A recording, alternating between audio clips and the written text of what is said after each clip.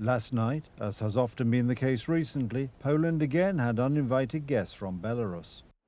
On the night of February the 3rd into February the 4th, 2026, military radar systems detected further incursions into Polish airspace by balloon-like objects. The cooperation between the Polish armed forces and the services responsible for state security allows these services to respond quickly, including seizing objects and detaining persons suspected of these incidents. The flights of the objects were monitored and did not pose a threat to air traffic safety or Polish citizens. Each time, the government-supervised services assure us that they are in control of the situation. In total, as many as 200 such balloons may have flown into Polish territory since Christmas Eve. There are many questions surrounding this matter, which remain unanswered. We asked a representative of the current government to comment. We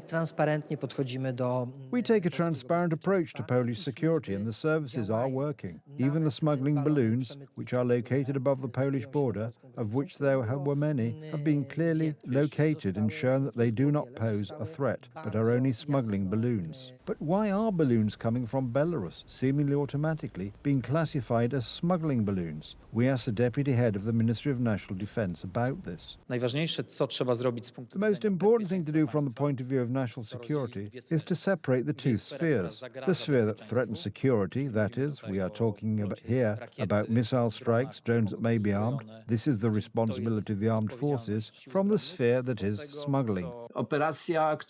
This operation is already a huge operation. If we consider the scale of the balloons that have invaded Polish territory, the intensity of the operation, its duration, and the amount of information that the Russians have gained thanks to this operation, not only about our defense structure, but also about our procedures and the way we respond.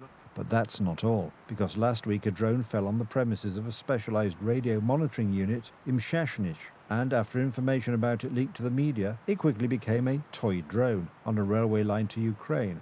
A train carrying diesel fuel derailed for reasons that are still unknown, and yesterday morning, a garbage truck exploded at a Kęcie International Airport, which the media did not really report on. The information is scarce, I'm sorry, but this is a Kęcie airport, people. We are in the center of Europe. We still have a problem with balloons and drones, more with balloons, and the story that this is contraband. We are still dealing with incidents at the border, and no one is talking about it.